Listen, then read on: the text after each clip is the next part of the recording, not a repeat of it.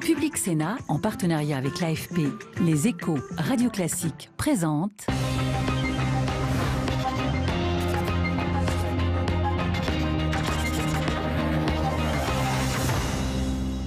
Jean-Christophe Cambadélis, le premier secrétaire du Parti Socialiste et l'invité de l'épreuve de vérité. Bonsoir. Bonsoir. Et merci d'être avec nous pour ce rendez-vous de Public Sénat avec l'AFP, avec Radio Classique et avec Les Échos. Vous répondrez à 3 grandes questions au cours de cette émission. Oui, d'abord, la crise de la droite est-elle une aubaine pour vous? Vous répondrez à Jean-Francis Pécresse. Ensuite, pourquoi la campagne de Benoît Hamon, qui est entre 13,5 voire 16 d'intention de vote selon les sondages, pourquoi la campagne de votre candidat patine? Vous le direz à Jérémy Marot. Enfin, comment résister à la tentation Macron? Et oui, une tentation forte chez beaucoup d'élus socialistes qui vont même désormais jusqu'à lui offrir leur parrainage. Question de Michael Zamès. Mais d'abord, une question d'actualité. La Sofres vient de livrer son baromètre annuel sur le Front National. 33% des Français se disent désormais en accord avec les idées du FN, même si l'image de ce parti ne s'améliore pas, bien au contraire. Est-ce que vous êtes d'abord inquiet ou d'une certaine manière rassuré par ce sondage ? Oui, on peut être rassuré en disant que 2 Français sur 3 ne veulent pas du Front National. Mais 33%, c'est beaucoup. C'est beaucoup. Cela démontre que les idées du Front National, les positions du Front National ont pénétré très largement dans la société française. Et ça crée un climat propice à sa progression électorale. Alors, ce qui la freine, apparemment, même si elle est toujours très haut, on le sait, bien sûr, on en parlera au cours de cette émission, c'est que 58% des Français, et là c'est 11 points de plus qu'en 2012, jugent que le FN est dangereux pour la démocratie. Donc, en fait, c'est l'échec de la dédiabolisation voulue par Marine Le Pen ? Oui, mais ceci ne fait pas pour autant l'équation électorale, car si elle est qualifiée au second tour, si elle est au-dessus de 30, parce que je pense qu'elle est sous-estimée dans les sondages et que les autres sont en dessous de 20, on est dans une équation politique très, très difficile. Vous pensez que s'il y a un différentiel de 10 points avec son suivant, elle est sûre d'être élue ? Je pense que la situation sera difficile, mais d'un certain point de vue, le mal est fait. Si après, il faut que toute la classe politique, quelles que soient ses opinions, se mette derrière un candidat pour dire tout sauf Marine Le Pen. Ce sera le cas, forcément, au second tour. Évidemment, mais si elle est qualifiée, le mal est fait, c'est-à-dire qu'elle s'installe définitivement dans le paysage politique, elle sera, dans ces cas-là, très haute au second tour et elle pèsera de tout son poids dans l'élection législative, il ne faut pas oublier. D'ores et déjà, vous nous dites, quel que soit l'élu du second tour, un élu républicain, le mal est fait pour lui.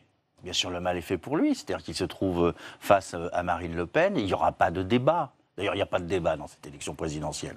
Depuis le début, il n'y a aucun débat. Mais là, encore plus, ça sera tous sauf Marine Le Pen. Donc c'est presque aussi pire à vous écouter que si elle était élue. Non, c'est pas pire que si elle était élue, parce qu'elle serait à la tête de nos institutions. Ça serait dramatique pour la France, pour son image, et puis pour le pays et pour sa gestion. Car je n'imagine pas que Marine Le Pen aurait à ce moment-là une majorité à l'Assemblée nationale. Ça veut dire un double pouvoir, pas une cohabitation. Vous nous dites que la situation politique sera très compliquée pour le prochain président. Elle l'est déjà de toute façon, extrêmement compliquée. Est-ce que vous donc partagez l'obsession, dit-on, à l'Élysée de François Hollande, qui est justement de rester lui dans la postérité comme le président qui aurait accueilli Marine Le Pen sur le perron en mai prochain? Une obsession. Je dis ça depuis des mois et des mois, qu'il y a un risque, qu'il faut le conjurer, et que le seul moyen de conjurer ce risque, c'est de revenir au débat, et non pas être dans la séquence que nous vivons en ce moment autour des affaires. D'accord. Encore un mot quand même sur la progression dans les intentions de vote du Front National de Marine Le Pen. Quelle est la part de responsabilité de la gauche? Forcément, vous en prenez votre part, car le fait que les couches populaires, comme l'on dit, les Français qui se sentent laissés pour compte, se tournent vers Marine Le Pen, c'est aussi le bilan du quinquennat. Je ne pense pas que ce soit le bilan du quinquennat. C'est une part du parti bilan. Je vais terminer. C'est un grand échec de la part de la gauche, collectivement. C'est un échec de ne pas avoir pu ou su réduire le Front National, parce que je ne crois pas que ce soit le rôle, enfin, ce n'est pas la possibilité de la droite, C'est à la gauche de faire ce travail et n'a pas réussi à le faire à cause de ses divisions, parce que son projet progressiste n'est plus efficace dans le moment présent. Je tire un bilan très négatif donc ça de notre combat contre le Front National. Voilà, donc ça vous conduit à de déchirantes révisions, donc si on vous suit. Je crois qu'il faudra s'interroger pourquoi tous les courants progressistes en Europe et dans le monde sont dans l'incapacité de faire face au national-populisme, à cette nouvelle donne. C'est le cas aux États-Unis, mais aussi on le voit en Autriche, on va le voir dans quelques jours aux Pays-Bas, où Wilders va arriver très largement en tête. Et alors, il est encore plus violent, lui, il n'a pas de dédiabolisation, il est encore plus violent que Marine Le Pen. C'est une nouvelle donne, et nous sommes, d'un certain point de vue à gauche, désarmés face à cette nouvelle donne. Alors l'information du jour concernant les sondages encore, c'est quand même qu'aujourd'hui, Emmanuel Macron est au coude à coude avec Marine Le Pen. On en parlera dans la troisième partie, dans l'émission. Tout de suite, la première, la suite, avec une autre question que vient poser Jean-Francis Pécresse, le directeur de la rédaction de Radio Classique.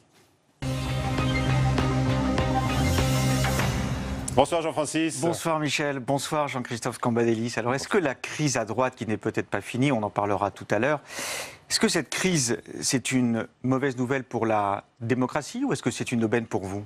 C'est une mauvaise nouvelle pour la démocratie, parce que cette crise obscurcit totalement la présidentielle. On ne peut pas dialoguer, échanger, proposer.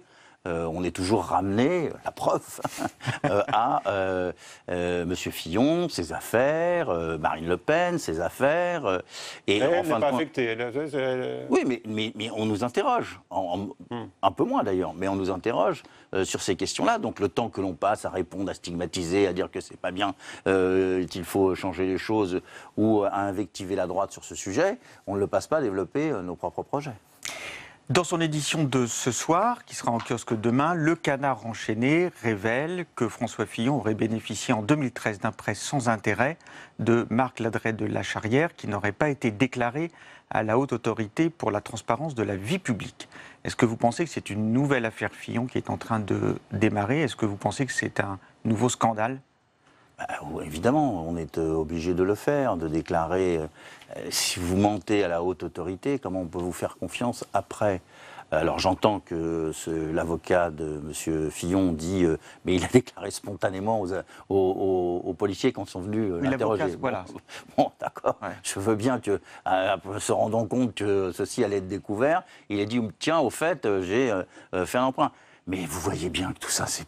Franchement, voilà, c'est ce que vous voulez que je vous dise, moi, les bras m'en tombent.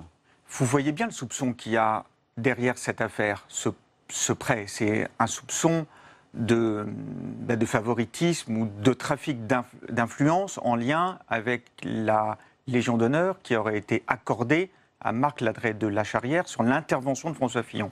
Est-ce que c'est quelque chose qui vous paraît... Non, je ne veux pas aller dans ce sens. C'est votre rôle de journaliste de s'interroger ou d'interroger. Mais moi, je ne veux pas alimenter cela, car pour l'instant, personne n'a de preuves. Moi, je crois très fortement à la présomption d'innocence. Mais il n'y a pas besoin d'aller à la contrepartie pour dire que ceci n'a pas été déclaré. Voilà, point. Et donc là, il y a une faute. Une faute. Est-ce que vous avez le sentiment que dans cette campagne présidentielle, la droite a au fond perdu le combat moral qui était le sien? C'était le combat de François Fillon contre François Hollande, c'était le combat aussi de la stature présidentielle, d'une certaine idée de la fonction. Je crois que François Fillon l'a compris et qu'il a voulu que l'attitude prenne le pas sur les turpitudes. Que l'attitude soit celui de l'homme qui fait face aux événements et que ceci permette de mettre de côté les turpitudes. Mais enfin, les turpitudes sont là et c'est un problème qui est posé à l'ensemble de la société politique française et qui démontre quand même une très grande crise dans laquelle nous sommes. Comment est-ce que vous jugez François Fillon aujourd'hui? Qu'est-ce qu'il vous inspire? Et qu'est-ce que vous inspirent les images de ce rassemblement dimanche au Trocadéro que certains observateurs ont qualifié de trumpien, presque populiste? Au point de départ, quand ceci a été lancé, c'était la guerre des pouvoirs, c'est-à-dire le pouvoir politique contre le pouvoir judiciaire. C'était pas ça à l'arrivée. À l'arrivée, ça a été un peu changé, parce que quand on est candidat à l'élection présidentielle, c'est difficile d'être dans cette guerre de pouvoir.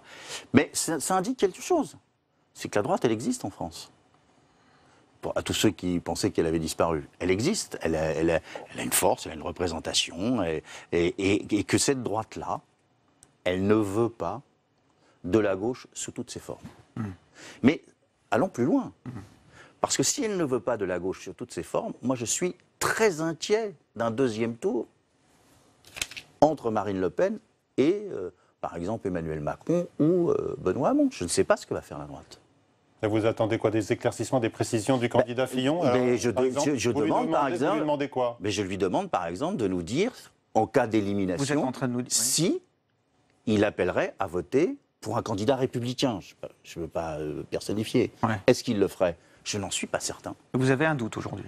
J'ai un doute, parce que cette base, elle est chauffée à blanc, elle est là présente en disant on ne va pas nous voler la victoire. Donc s'il n'est pas au second tour, sa victoire aura été volée. C'est quoi son réflexe?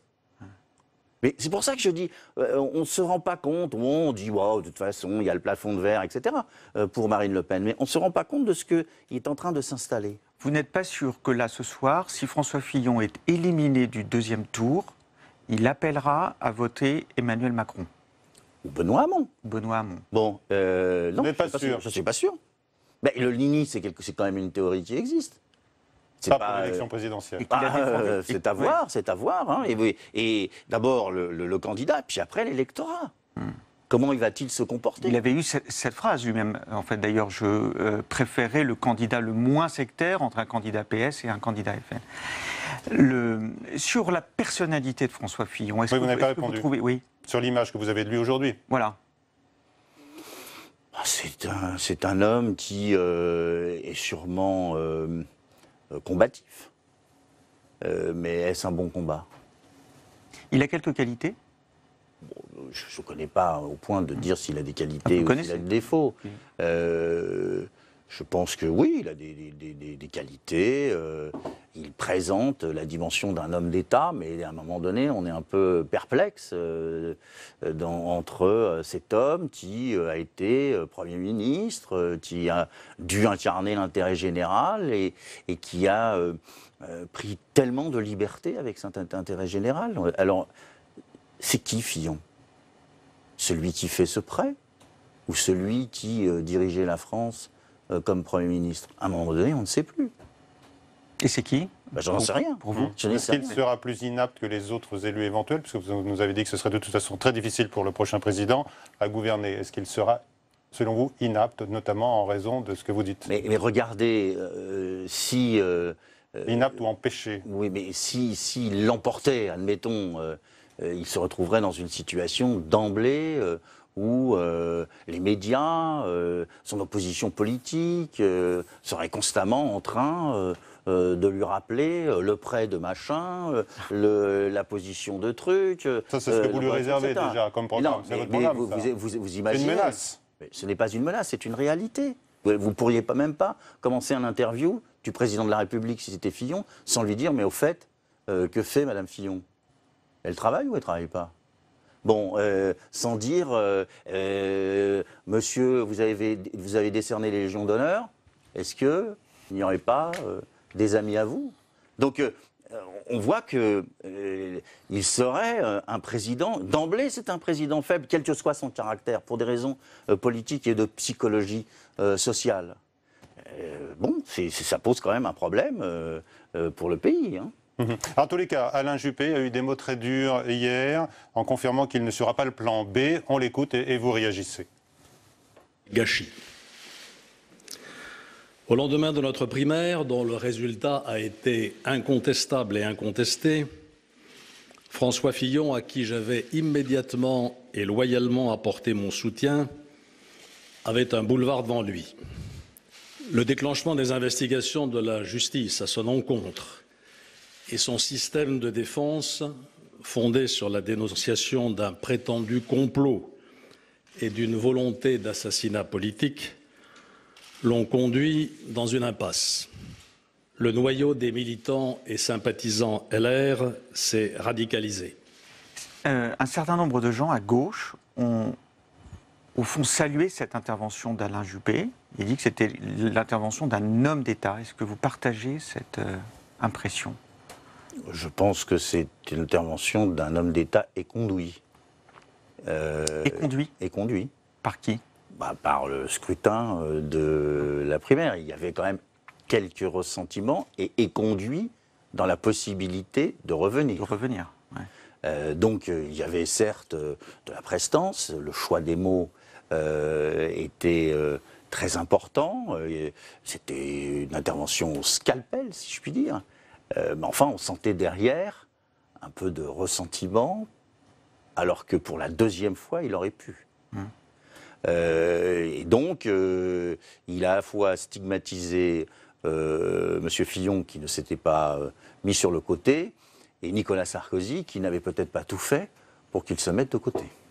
Dans les derniers jours, précisément, puisque vous en parlez, l'ancien chef de l'État, Nicolas Sarkozy, a beaucoup manœuvré, œuvré dans les coulisses pour bloquer, a-t-on dit, le retour d'Alain Juppé. Qu'est-ce que ça vous inspire de voir un ancien chef d'État continuer de se mêler comme ça des manœuvres de son parti, alors qu'il a dit lui-même qu'il prenait sa retraite Voilà, vous faites la réponse à la question. C'est-à-dire qu'il ne changera jamais, Nicolas Sarkozy. Jamais.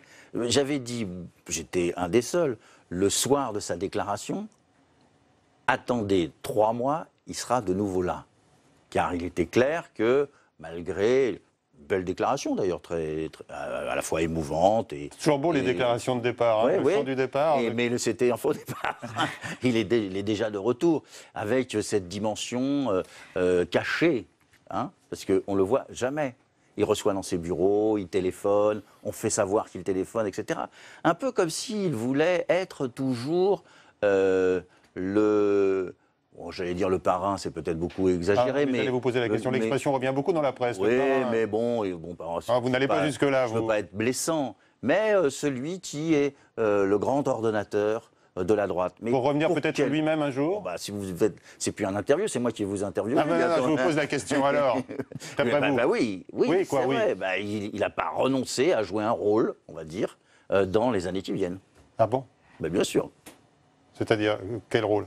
Je ne sais pas, peut-être celui qui va aider à la recomposition de la droite si celle-ci est à terre, ou participer du débat si celle-ci... Donc présenter devant les électeurs. On n'en a pas fini avec Nicolas Sarkozy. On n'a pas fini.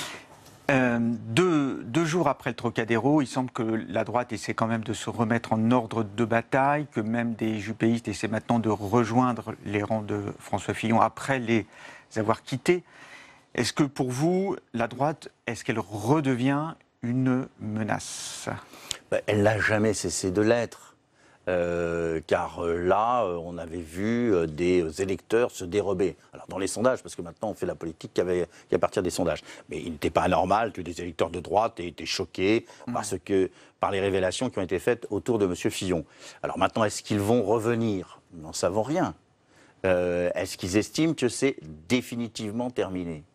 Nous n'en savons rien. Est-ce que M. Fillon va accentuer sa radicalisation contre les pouvoirs, contre les élites, va trumpiser sa campagne? Nous n'en savons rien. Donc c'est un peu tôt pour le dire. Qu'est-ce que va demander l'UDI en contrepartie? Mais vous voyez bien que ce paysage où un jour on dit c'est fini, je m'en vais, je ne peux plus être dans la campagne, et puis le lendemain on revient, on s'assoit à la bonne table, Monsieur Larcher, j'ai trouvé ça franchement extraordinaire, devant le siège de campagne, annonçant que le bureau politique, pas le comité politique, il a dit le bureau politique, le bureau politique avait décidé à l'unanimité, avec des gens qui avaient condamné le candidat. Bon, tout ça, c'est terrible pour la démocratie. Merci Jean-Francis. La deuxième partie de l'épreuve de vérité maintenant, avec Jérémy Marot de l'agence France Presse qui vient vous poser sa question. L'épreuve de vérité avec l'AFP. Bonsoir Jérémy. Bonsoir Monsieur Cambadélis. Alors on est à 41 jours après la désignation de Benoît Hamon dans la primaire. On est à 47 jours du premier tour de l'élection présidentielle et pourtant, la campagne de votre candidat a du mal à décoller. Alors comment vous l'expliquez? On a vu qu'il y avait des sondages qui montraient que Benoît Hamon plafonnait 13-14%. Quel est votre diagnostic et quel remède vous voulez apporter au chevet de votre candidat? Écoutez, nous sommes dans la plaine, nous allons aborder les premiers lacets de l'Alpe d'Huez.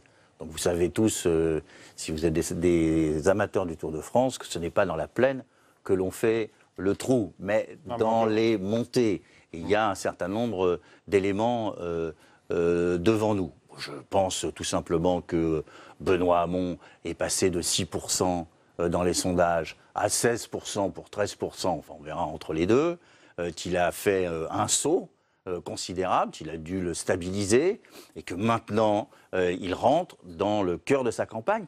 Mais c'est difficile. C'est difficile pourquoi? Parce qu'il a fait des erreurs. Non, c'est pas parce qu'il a fait des erreurs. C'est difficile parce que, alors là on va passer au football, il ne peut pas installer son jeu. Il ne peut pas installer son jeu. À chaque fois qu'il fait une proposition, il discute, il propose, on est dans les affaires. Donc c'est difficile de l'entendre. Et c'est une question qui est posée d'ailleurs à Jean-Luc Mélenchon aussi. Mais si, c'est difficile de l'entendre. Aujourd'hui, il y a des candidats qui ne disent strictement rien. Hein? Dans le même temps, Emmanuel Macron a pu présenter son programme. Dans le même temps, Emmanuel Macron a pu présenter son programme, présenter le chiffrage de son programme. Lui, il a été audible sur ses propositions. Mais il va le faire avec un petit livre manifeste dans les jours qui viennent. Et peut-être que c'est bien vu, parce que Emmanuel Macron a présenté son programme dans un moment de paroxysmique, de polémique autour de Fillon. Ça n'a pas été tellement vu, mais peut-être qu'il ne voulait pas que ça soit trop vu. Et là, Benoît Hamon va pouvoir le faire au vu et au su de tout le monde. Donc il est encore temps pour vous de revenir sur le fond, de reparler des problématiques qui finalement vont intéresser les Français? Oui, je pense que c'est... Parce que les Français commencent à être exaspérés du fait qu'on ne parle pas d'eux et qu'on ne parle pas de la France. Donc le candidat qui va commencer à en parler sérieusement va, à mon avis, engranger des points. Alors l'autre question, c'est est-ce que tout le monde est en ordre de marche derrière le candidat socialiste? Est-ce qu'au sein de la famille socialiste, tout le monde est derrière lui? Ben non. Il y a des contestations, des interrogations, des propositions, des inflexions. Il y a, comme toujours chez les socialistes, le fait qu'on veut l'emporter et qu'on est nombreux à suggérer. Bon, moi je dis à tout le monde de garder ses nerfs, que la campagne est présidentielle évidemment, et elle est à la fois présidentielle et législative, il ne faut rien oublier dans notre dispositif. Et que ce n'est pas encore terminé, et donc il faut se concentrer. Faire des propositions aux candidats, ça me semble utile. Chercher à le déstabiliser, ça me semble inutile. Qui cherche à le déstabiliser? Personne à cette étape. Pour personne à cette étape. Mais j'entends bien le brouhaha autour du candidat. Déstabilisés, ce sont de nombreux élus du Parti socialiste, par la campagne qu'il a menée et par les choix radicaux. On entend par exemple, je voyais M. Caner, le ministre des Sports, dire « Mais quand est-ce qu'on va avoir des messages d'amour de notre candidat ?» Bon, ça, on peut en donner. Une formule. C'est une formule, ça coûte pas cher. Des messages d'amour. Mais bon, je veux dire, il est évident, je crois que le candidat l'a parfaitement compris, qu'il faut maintenant être le candidat, tout du moins c'est mon souhait, que Benoît Hamon soit le candidat de toutes les gauches et de tous les écologistes. C'est un moment important, il doit être en capacité de rassembler toutes les gauches et tous les écologistes. Je reviens sur ces messages d'amour. Il doit tendre davantage la main à une certaine partie de sa famille? Il doit tendre la main à tout le monde. Mais ça a fixé un cap. Tendre la main, ça veut dire quoi? Il faut qu'il rassemble, il faut qu'il ouvre les bras plutôt qu'il tende la main. Il a fixé un cap, ce cap a été adoubé par la primaire. Maintenant, il faut que tout le monde soit rassemblé. C'est à la fois lui. C'est un vœu pieux pour l'instant. Là, qu'est-ce qu'il doit faire? Non, c'est pas un vœu pieux. Il a rassemblé dans son équipe de campagne. Il a ouvert à des responsables qui n'étaient pas avec lui dans la primaire. Mais il faut qu'il parle à tout le monde. C'est très très important. Il y avait juste avant sur ce plateau Christophe Carrège, qui lui, par exemple, membre du Parti socialiste. Lui, il a fait le choix d'aller... De le rallier à votre cause. Oui, mais donc lui, il a fait un choix qui est d'aller vers Emmanuel Macron. Je pense qu'il a tort. tout simplement. Alors c'est un parmi d'autres. Hein, parce que regardez, il y a Claude Barthelone aussi, le président de l'Assemblée, qui dit, lui, hésiter entre Emmanuel Macron et Benoît Hamon, notamment en raison de sa vision du travail. Et donc ça nous amène à la question du revenu universel. Aujourd'hui, à Marseille, votre candidat a dit que tout allait bien pour lui, mais quand même, il a annoncé une inflexion de son projet phare, peut-être qui lui a d'ailleurs permis de remporter la primaire. On regarde Benoît Hamon. Ouais, tout va bien, tout va bien, tout va bien. Vous êtes inquiet ou en colère ou ça vous agace pas? Ni inquiet ni en colère. Alors là, si je devais m'inquiéter, être en colère pour ça, vous savez, non, moi tout va bien. Je suis en bonne santé. Le revenu universel d'existence, ça rapporte aussi de l'argent. Et les coûts qui seront ceux de la mesure que j'annonce rendrai publique dans les 48 heures, 72 heures, seront de nature à rassurer ceux qui imaginaient qu'on allait ruiner l'État. Alors, cette mesure de revenu universel, c'était le gros point fort de Benoît Hamon durant la primaire de la gauche. On en a énormément parlé, ça focalisait l'attention durant cette primaire. Et là, on a l'impression que c'est plus une épine dans le pied qui se retrouve à amender, rétropédaler. Est-ce qu'il doit se recentrer, amender ce projet de revenu universel? Je pense que c'est une très bonne idée parce qu'il vient de remettre le sujet à l'ordre du jour. Ça a été son point fort. Et au fur et à mesure, ce point s'est dissous dans les affaires et dans tout ça. Et en le précisant, il le remet à l'ordre du jour. Donc vous allez voir. D'ailleurs, attendez, là on est départé sur 400 milliards de dépenses, là on arrive à quelques dizaines. Il le précise, donc on en rediscute. Donc il se remet au centre du débat politique, puisque vous disiez qu'il ne faisait pas campagne. Donc là, il va se remettre au centre. D'ailleurs, vous avez commencé, vous faites des plateaux sur le sujet.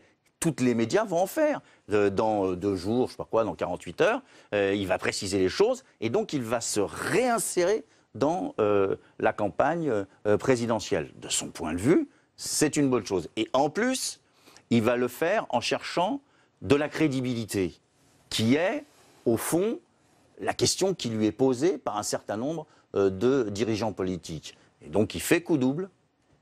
Il faut qu'il se recentre davantage sur d'autres éléments de son programme et quitte à peut-être venir davantage se déporter sur l'aile droite et tendre la main aux électeurs tentés par Emmanuel Macron. Je crois pas qu'il faut faire en termes d'aile droite, d'aile gauche, etc. Parce qu'à la fin, on a le tournis. Mais il faut parler à tout le monde. Et une manière de parler à tout le monde, c'est, par exemple, de préciser son projet européen. Moi, lors de son discours d'investiture, j'ai été très intéressé par son engagement européen, c'est assez peu souligné, et ses propositions pour l'Europe. À un moment où le président de la République travaille dans le sommet de Versailles avec Mme Merkel, M. Rajoy, le président du Conseil italien, pour faire des propositions pour relancer l'Europe, c'est une séquence dans laquelle il devrait, à mon avis, s'exprimer, ce qui montrerait tout à la fois son intérêt pour l'Europe, sa dimension de capacité d'incarnation, et puis parlerait vraisemblablement à beaucoup de socialistes qui sont très pro-européens. On a vu que Benoît Hamon était à Marseille aujourd'hui. Demain, ce sera Jean-Luc Mélenchon à Marseille. Ils se suivent, ils se marquent un petit peu à la culotte. Est-ce que ces deux-là incarnent des positions irréconciliables à gauche? Elles sont là, les gauches irréconciliables? Ou encore, on peut espérer un accord au bout du chemin? Moi, je suis assez sévère avec Jean-Luc Mélenchon. Car si il avait fait un accord avec Benoît Hamon, aujourd'hui la gauche serait en tête dans les sondages. Donc, évidemment, il a le droit de se maintenir. Mais il n'a pas de raison de le faire. Moi, je ne suis pas d'accord avec Benoît Hamon, par exemple, sur la loi travail. Mais lui et Mélenchon, ils sont d'accord. Alors pourquoi prendre le risque de faire perdre cette gauche-là, par exemple? Porte une très grande responsabilité, d'autant qu'en face, il y a une droite qui est extrêmement dure, et puis il y a une extrême droite possible. Donc moi, je suis très sévère avec lui sur ce sujet. Est-ce que Benoît Hamon a perdu trop de temps à courir après Jean-Luc Mélenchon? On l'a vu il y a quelques semaines, là, il cherchait un accord et qui semblait impossible à atteindre, étant entendu que Jean-Luc Mélenchon était farouchement déterminé à être candidat.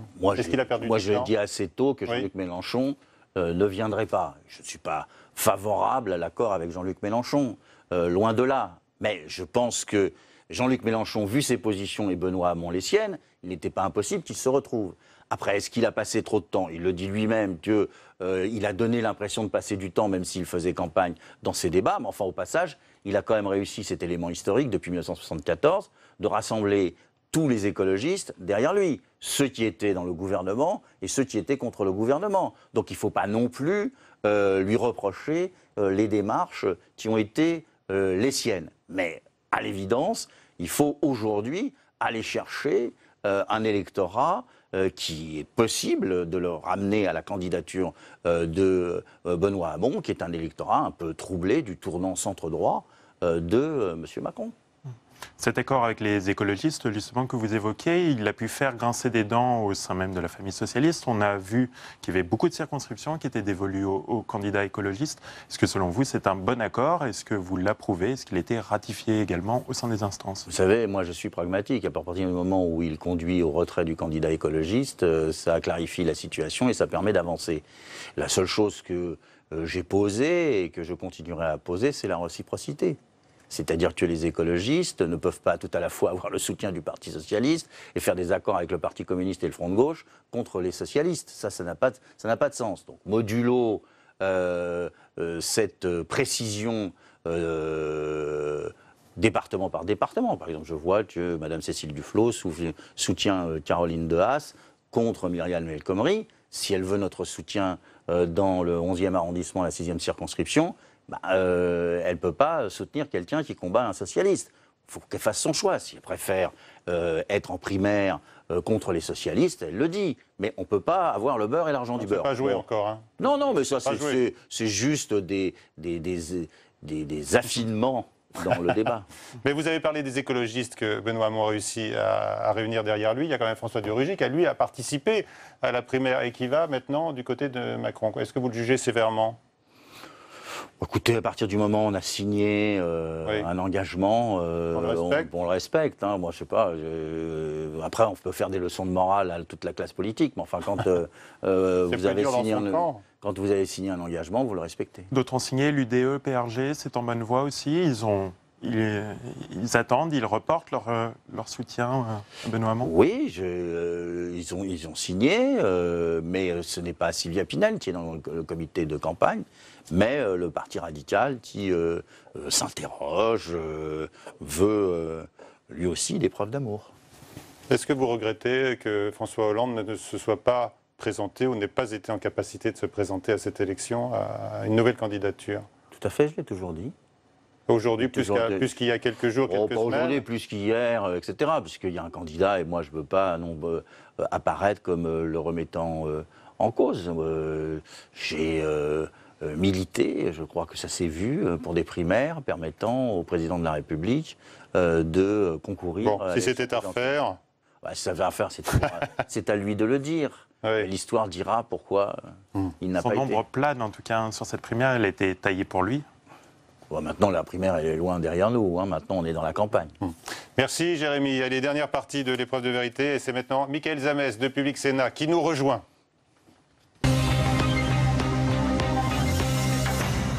Bonsoir, Michaël. Bonsoir, Michel. Bonsoir, M. Cambadélis. Bonsoir. Moi, je voudrais savoir tout simplement si vous allez résister à la tentation d'Emmanuel Macron. Parce qu'ils sont de plus en plus nombreux. Hein. Et mais ils ont plutôt envie d'y aller. Qui? Certains de vos amis du Parti Socialiste et d'autres. Des ministres même. Moi, je dis à tout le monde, gardez votre sang-froid. Pas sûr qu'ils vous écoutent, hein, gardez votre sang-froid. Oui, bah ça on verra. Je dis gardez votre sang-froid. Aujourd'hui, nous avons eu une primaire qui a désigné un candidat. Je suppose qu'il s'en était un autre, il ne se poserait pas cette question. Et je pense qu'il faut prendre le temps que la campagne s'installe. Les chiffres parlent peut-être d'eux-mêmes, parce que la politique, c'est aussi de l'arithmétique. Il y a un sondage Elab qui est paru ce soir. Au premier tour, Emmanuel Macron talonne vraiment Marine Le Pen, 26 pour Marine Le Pen, 25,5 pour Emmanuel Macron. Est-ce que ce n'est pas lui qui est devenu le vote utile pour barrer la route au Front National, comme vous appelez de vos voeux? Elab, c'est ces sondeurs qui ont annoncé pendant toute la campagne de la droite que Juppé allait gagner, pendant toute la campagne de la gauche que Montebourg était en tête. C'est de cela dont vous nous parlez. Ouais. Hein, bon, bah, je ne les crois pas. Il y a l'IFOP également qui le dit ce soir. Ils ne disent pas tout à fait la même chose. Ouais. Hein, mais je pense que j'ai un reproche à faire aux sondeurs. C'est qu'ils tirent leur sondage pour faire une reprise. Dans les 3 points qu'ils ont de possibilités. Ils tirent vers le haut pour que ça permette de dire, ben voilà, et ça permet de faire des plateaux. Si je vous entends bien, vous êtes en train de dire qu'Emmanuel Macron, c'est l'homme des sondeurs? Non, je ne dis pas ça. Je dis que les sondeurs sont suffisamment habiles pour créer des fausses nouvelles. Des nouvelles, pour créer des nouvelles et donc des polémiques, etc. Les sondeurs, ce sont des auteurs de fake news. C'est ça que vous nous dites. Ils jouent sur les marges d'erreur. Évidemment. Oui. Et on le verra. Vous êtes sûr de ça? Oui, j'en suis sûr. Les fake news de Elab et des autres instituts. Mais donc, si je vous entends bien, Emmanuel Macron ne serait pas le candidat qui pourrait faire barrage au Front National? Parce que c'est ça la vraie question. Non, mais la question... Vous parlez des labs et non, des, mais des moi autres sondeurs, mais écoutez, je prends les problèmes les uns après les autres. OK? D'abord, qui doit être au second tour? Est-ce que c'est notre candidat ou un autre candidat? A priori, c'est plutôt notre candidat. Deuxièmement, peut-il, notre candidat, faire face à Marine Le Pen s'il est au second tour? Sera-t-elle au second tour? On n'en sait strictement rien, parce qu'on a installé le fait qu'elle était obligatoirement au second tour. Ça va peut-être les sondeurs, ça peut être la grande information au soir des élections, la grande nouvelle, elle n'y est pas. Bon, et donc on aura construit tout un système par rapport à ça. J'ai plutôt tendance à penser qu'elle y sera, mais bon, c'est quand même un élément à avoir en tête. Et après, est-ce que on peut créer un combat, une dynamique par rapport à Marine Le Pen? Moi, j'ai tendance à penser que pour battre Marine Le Pen, il faut une dynamique populaire et que l'on ne peut pas la battre simplement par le people, par une personnalité. Il faut un ensemble et des propositions qui mobilisent le peuple. Parce que j'ai peur que tout le monde ne se retrouve pas sinon. Donc Emmanuel Macron n'est pas cet ensemble? Il n'est pas cet ensemble à cette étape. Pour l'instant, on n'a pas encore engagé la totalité du débat. Est-ce qu'il vous arrive d'avoir des hésitations? Moi, je n'hésite pas généralement en politique. Oui, je peux en venir. Ouais, c'est pas trop compliqué. C'est pas compliqué. Non, bon, pour ceux qui n'ont peut-être pas suivi, hein, Claude Barthelone, qui est quand même le président de l'Assemblée nationale, dit aujourd'hui hésiter entre Benoît Hamon et Emmanuel Macron. Vous l'avez compris? Vous avez eu un haut-le-cœur en lisant ça? Qu'est-ce qui s'est passé? Je n'ai pas eu un haut-le-cœur. Je sais que Claude Barthelone... Vous connaissez bien? Oui, c'est un ami. Mais Claude Barthelone est tarabusté, si je puis dire, par la montée du Front National. On revient à ce dont on parlait à l'instant. Donc, et lui, s'il hésite, c'est pas qu'il n'a pas dit ce soir dans Le Monde qu'il choisissait Emmanuel Macron. Il regarde, il dit d'ailleurs dans le même interview, mais on n'a pas titré ça là-dessus, que évidemment Benoît Hamon est légitime puisqu'il a gagné la primaire. Mais bon, il est niaisé. Enfin, écoutez... Mais quel message? Le message du président de l'Assemblée nationale, patron des députés socialistes également, qui dit aujourd'hui qu'il hésite, c'est un message envoyé... C'est le patron de l'Assemblée nationale qui ne se représente pas, donc il a une certaine liberté. D'accord. Donc il dit, moi je ne suis pas dans les instances, je suis candidat à rien pour la suite, et je dis, mais bon, alors lequel des deux peut être le plus efficace? Déjà, on a éliminé la droite, c'est bien. Lequel des deux peut être le plus efficace pour combattre le Front National? Je préférais qu'ils disent Benoît Hamon, évidemment, puisque c'est le candidat qui est sorti de la primaire. Mais moi, je comprends aussi ces hésitations, ces réflexions, ces supputations. Mais je dis que ce n'est pas en tournant autour de cela que l'on fera la campagne de Benoît Hamon, parce que si on tourne autour de si on fait ça, on l'affaiblit. Non, je dis pas ça, il ne pas contre son camp. Claude Barthelone n'a jamais tiré contre son camp. Mais il dit tout haut, à l'occasion d'un interview plutôt sur l'Assemblée nationale, que, bon, bah, en ce moment... Son cœur balance. Oui, non, mais il s'interroge. Il n'est pas le seul, Jean-Christophe Cambadélis. Il y a des secrétaires d'État qui se sont prononcés encore ce matin sur une radio. Il y a même des ministres. Ça, dites-moi. Juliette Méadel s'interroge également sur la campagne de Benoît Hamon et qui dit aussi s'interroger sur l'avenir. Il y a des ministres aussi qui pourraient rejoindre Emmanuel Macron. C'est la fuite, c'est une sorte de fuite en avant. Écoutez, je crois que ce n'est pas un bon calcul. Parce que pour moi... le Parti socialiste ne doit être ni le partenaire junior de Macron, ni le partenaire junior de Mélenchon. Le Parti socialiste doit être incontournable dans la victoire comme dans la défaite. Et il ne faut pas penser court terme. Il faut s'interroger, évidemment, sur comment faire pour combattre le Front National et le battre lors des élections présidentielles. Et ceux qui Mais il faut penser à ils pensent à quoi? Ils pensent à leur carrière, à leur avenir? Non, c'est pas ça, c'est court terme. C'est-à-dire, bon, là, il y a le problème du Front National. Urgence. Bon. Il y a les législatives aussi, on va en parler. Hein. Mais évidemment, je dis si on casse le Parti socialiste, il ne faut pas penser que le Parti socialiste sera en forme aux législatives. Donc, il faut avoir du sang-froid et de la responsabilité. Parce que j'estime que le Parti socialiste va être totalement nécessaire dans la période qui s'ouvre de la présidentielle et au-delà. Totalement nécessaire à notre démocratie. Et il vaut mieux qu'il soit incontournable dans la victoire et dans la défaite que cassé en plusieurs morceaux et donc incapable de peser sur les événements. Et ce ne sont pas des hommes qui vont peser sur les événements. C'est le président, évidemment, mais la majorité parlementaire. Vous parlez de partis politiques, on sent quand même qu'il y a aujourd'hui une droite fracturée, une gauche pas loin non plus. Vous qui avez théorisé sur le tripartisme, etc., là, c'est le multipartisme. Mais là, on est à l'explosion du tripartisme. Oui, évidemment. Mais à partir du moment où vous aviez le tripartisme et que le bipartisme a explosé, il n'était pas anormal qu'on arrive à l'émiettement. Alors, vous avez parlé des législatives, vous avez adressé des courriers à des élus qui parraineraient ou qui parrainent Emmanuel Macron. Ces courriers sont arrivés, vous avez peut-être même eu des réponses. Je viens de recevoir par mail la réponse de François Patria à l'un des courriers que vous lui avez adressés. Vous dites simplement qu'ils ne pourront plus se réclamer du PS. Qu'est-ce que vous leur dites exactement alors dans ce courrier? Vous en avez adressé combien d'abord? Ceux qui ont signé. Ça fait combien?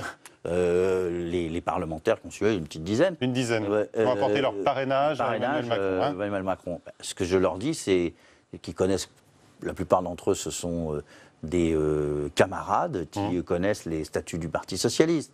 Ils ne sont pas ignorants. Donc je leur dis, ben voilà, tu connais les statuts, tu t'es mis dans la situation de contrevenir à nos statuts, donc tu ne peux plus représenter le Parti socialiste. Et du coup, est-ce que c'est une sanction pour vous? Ne plus représenter le Parti socialiste, c'est une sanction. C'est une sanction. Il y a plus sévère quand même. Hein. Pour ceux qui sont candidats aux législatives, c'est assez compliqué. Moi, je me rappelle qu'il y a peu de temps, vous parliez même d'exclure. Non, je n'ai jamais dit l'exclure.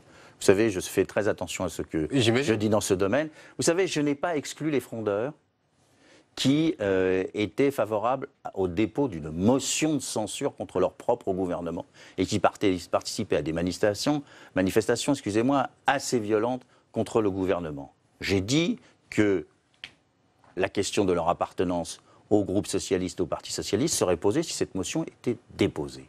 Je dis de la même façon que je ne sonde pas les reins et les cœurs et les états d'âme des uns et des autres, mais que si on parraine quelqu'un qui est un adversaire de notre candidat, c'est la même chose. Donc à chaque fois, je fixe des limites tout en comprenant les interrogations, les réflexions, parce que moi, je ne suis pas un épurateur, je suis un rassembleur. Et je comprends qu'on puisse s'interroger. Mais je dis à tout le monde, il faut se rassembler. Et ce soir, donc dans un courrier que je viens de recevoir, le sénateur Parti socialiste, ou pas, vous allez nous le dire, François Patria dit que vous faites preuve d'aveu de faiblesse. Ça, c'est un argument vieux comme le monde, évidemment. C'est ça. Mais voilà, je serais très fort si moi, au Parti socialiste, j'avais dit eh bien, écoutez les gars, vous soutenez Emmanuel Macron, bravo. Et c'est un raisonnement, on va le dire, assez faible. Mais il y a beaucoup de douleur, même chez certaines personnes qui vont parrainer Emmanuel Macron. Je pense au député Christophe Castaner, qui écrit que ça lui coûte quand même de tourner le dos à son parti parce qu'il s'oriente vers la gauche radicale et il oublie le réel au nom d'un faux idéal. Ça, vous pouvez l'entendre aussi. Je l'entends, c'est pour ça que j'ai dit que c'est avec tristesse, puisque la plupart, je le connais, Castaner, j'ai fait sa campagne pour les élections régionales et je me suis déplacé plus d'une fois. Il a été très, très courageux, d'ailleurs, en retirant sa liste aux élections régionales. Oui. Mais voilà, à un moment donné, on fait des choix. Alors le choix, à mon avis, on peut critiquer la gauche du Parti socialiste. Il critique le candidat et le parti. Bien sûr, bien sûr. Mais il peut critiquer le candidat ou il peut critiquer la gauche du Parti socialiste. C'est pas pour autant qu'il faut passer autre part. Il faisait partie de ceux qui étaient très sévères avec les frondeurs. Alors on ne peut pas renverser toutes les argumentations. Alors vous dites que le Parti socialiste sera indispensable après l'élection des législatives, mais écoutez ce que dit le sénateur maire socialiste de Lyon, Gérard Collomb, l'un des premiers à avoir suivi Emmanuel Macron. Lui, il le voit, son candidat porteur d'une nouvelle majorité droite et gauche. Ce que veulent les Français aujourd'hui, c'est qu'on sorte de cet affrontement stérile entre gauche et droite qui fait que quand la gauche est au pouvoir, la droite vote contre tous les textes, même s'ils conviennent, que lorsque c'est le contraire, on assiste au phénomène inverse. Et cela fait maintenant 20 ans que notre pays n'avance pas et que nous régressons dans le monde. Qu'est-ce que vous répondez, Gérard ? Il voit une nouvelle majorité, lui. Il ne faudrait pas être taquin avec mon ami Gérard Collomb, qui, même si on n'est pas d'accord sur la présidentielle, reste un ami. Je n'ai pas vu dans sa majorité municipale qu'il ait englobé la droite et la gauche. Il me semble qu'il avait choisi la gauche. Et deuxièmement, s'il pense surmonter les blocages en faisant une majorité qui va de Robert-Rue à Madelin, ça me semble tellement large qu'on va finir par s'y perdre. Alors, là, c'est une caricature. Si je vous écoute bien. Non, Madelin vient de soutenir. Non, mais d'accord, mais et Robert vient de le soutenir. Est-ce que Manuel Valls ne misait pas lui-même sur une recomposition politique? Mais il n'allait pas aller chercher Madelin, quand même, Manuel Valls. Non, mais d'accord, mais il parlait bien d'une. Les progressistes de droite et la gauche moderne. C'est un peu l'idée, là, non, qui est sur la table? Ah non. Là, non, mais moi, je parle pas du projet stratégique d'Emmanuel Macron. Il n'en a pas parlé jusqu'à présent. Je parle de ce que nous disait l'ami Collomb. Il a décrit un paysage où, en fin de compte, le centre s'élargirait au centre-gauche et au centre-droit. Mais il s'est tellement élargi qu'on n'est pas au centre-gauche et au centre-droit, on est à Robert-Rue à Madelin. Enfin, je ne sais pas comment vous allez faire une synthèse entre les deux. Moi qui dois faire la synthèse au Parti socialiste, je vous avoue que l'écart est quand même moins grand. Hein. Si on entend bien tout ce que vous dites depuis le début, vous rejetez totalement une idée de contrat de gouvernance avec Emmanuel Macron aujourd'hui? Non, mais aujourd'hui, je suis dans le combat pour que mon candidat. Aujourd'hui, je suis dans le combat pour que notre candidat l'emporte. Et demain? S'il l'emportait, je pense qu'il ferait un contrat de gouvernement et on verrait qui le suivait. Si d'autres l'emportent, si c'est la droite, je n'en saurais pas. Si c'est l'extrême droite, je la combattrai. Et si c'est Emmanuel Macron, nous verrons ce qui se passera. C'est pas moi qui déciderai. Mais vous ne rejetez pas une main tendue éventuelle? Mais elle ne sera pas tendue. Vous avez bien entendu ce qu'il a dit. Il présentera 577 candidats dans 577 circonscriptions. Ça veut dire qu'il n'y a pas de main tendue. Ça veut dire qu'il y a une confrontation avec le Parti socialiste. Il n'y a pas de geste visant à dire que, on verra si je gagne à réunir le centre-gauche avec la gauche. Et il ne peut pas le faire. Pourquoi? Parce qu'il a besoin de la droite pour pouvoir continuer son chemin. Donc, voilà, on verra. Moi, je ne suis pas dans la situation de l'après-présidentielle avec Macron élu président. Je suis dans la situation d'un combat pour essayer d'obtenir que notre candidat puisse l'emporter. À titre un peu plus personnel, il y aura forcément un congrès après l'élection présidentielle au Parti socialiste. Est-ce que vous pouvez dire aujourd'hui que, quoi qu'il arrive, vous serez candidat au renouvellement de votre poste? Écoutez, je vous donne rendez-vous le 18 juin. Non pas pour lancer un appel, mais pour discuter de cette importante question. Et nous verrons à ce moment-là s'il y a un congrès, dans quelle situation nous serons, à quelle date il aura lieu, et si moi je serai candidat ou pas. Emmanuel Macron se fait fort d'avoir de nouveaux ralliements de droite. Il en a déjà enregistré. On parle de prise de guerre à Paris, notamment, avec certains élus au Conseil de Paris, de droite, pas seulement des socialistes proches d'Anne Hidalgo qui se tournent vers lui. Est-ce que ça vous gêne, ça vous choque, cette volonté d'aller draguer à droite? Mais il a décidé de faire une campagne plus de centre-droit que de centre-gauche, parce qu'il a vu les difficultés de M. Fillon, et il s'est dit qu'il y avait une possibilité de ramener à lui un certain nombre d'électeurs. Moi, j'ai toujours dit la chose suivante, c'est que quand Emmanuel Macron est sorti du gouvernement, il pouvait être intéressant pour les socialistes, il pouvait sembler intéressant pour des socialistes ou des hommes et des femmes de gauche. Et donc, à ce moment-là, je comprenais que des camarades à moi, comme Collomb, soient intéressés par cette démarche. Mais à partir du moment où il passe au centre droit, où il dit qu'il va supprimer 125 000 fonctionnaires, où il fait les déclarations qu'encore ce matin sur le compte pénibilité négocié par entreprise, je me dis, c'est peut-être pas le moment d'aller vers lui. Donc, je ne vois pas... Si Emmanuel Macron est élu président de la République, hypothèse, est-ce que vous estimerez que la gauche resterait au pouvoir? C'est pas ce qu'il estimera. Vous avez entendu. Il estimera que c'est un dépassement de la gauche par la gauche et la droite. Dernière question, peut-être au lendemain du classement sans suite de l'enquête contre Denis Baupin pour agression sexuelle, il annonce porter plainte contre ses accusatrices et contre son parti. Qu'est-ce que ça vous inspire? Je crois qu'il veut se défendre, mais bon, moi je n'ai pas à commenter des décisions de justice qui se portent sur une personne. Je n'ai pas de commentaire à faire. C'est utile pour lui de porter plainte alors qu'il y avait un soupçon de harcèlement sexuel avec des témoignages très forts dans la presse, vous vous souvenez? Oui, mais moi, je ne suis pas son conseil. Et si son conseil lui a proposé de porter plainte, c'est qu'il en avait les moyens, je suppose. Quand est-ce qu'on vous retrouve à côté de Benoît Hamon pour faire campagne sur le terrain? Mais moi, je suis tout le temps, tous les jours. Je suis tout le temps, tous les jours, je parle aux candidats. J'essaye à ma place de faire en sorte que tout le monde soit dans la campagne, ou tout du moins pas trop éloigné. Bon, et vous sauverez la maison PS? Ah, j'y compte bien, oui. Certains disent qu'elle est proche de la ruine. Oui, mais on dit ça tout le temps. On le dit ça? On dit ça tout le temps, et puis on regardait ce qu'on disait avant la primaire. Puis après, on a vu qu'on faisait quand même 2 millions de votants. C'est quand même non négligeable. Et je crois que tous les socialistes peuvent avoir des états d'âme sur la présidentielle, mais ils sont tous attachés au Parti socialiste. Merci à vous, merci Mickaël. On se retrouve la semaine prochaine et notre invité sera Gérard Larcher, le président du Sénat, qui est donc derrière François Fillon.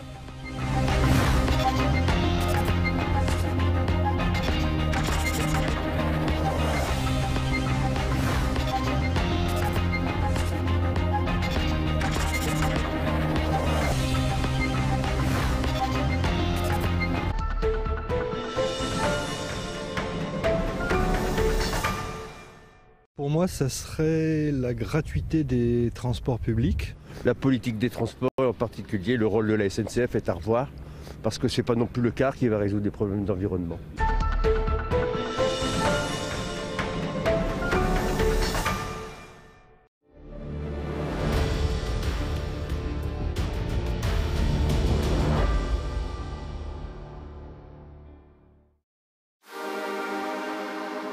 Vos rendez-vous avec Public Sénat.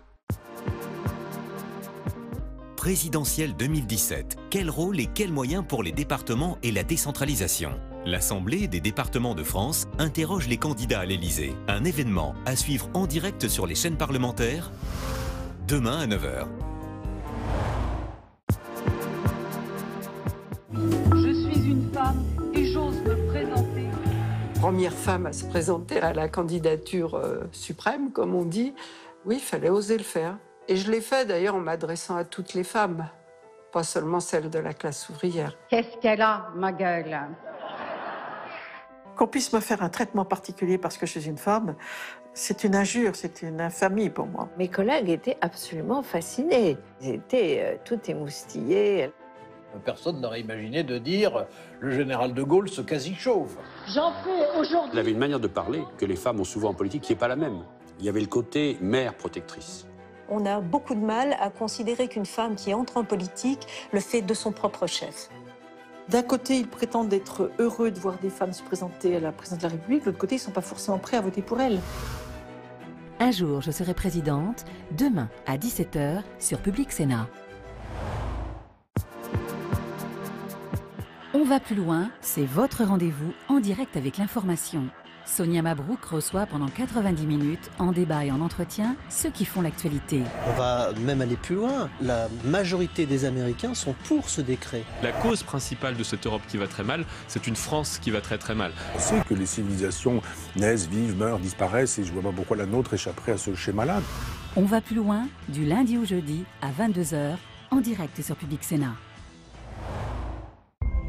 Public Sénat, au cœur du débat.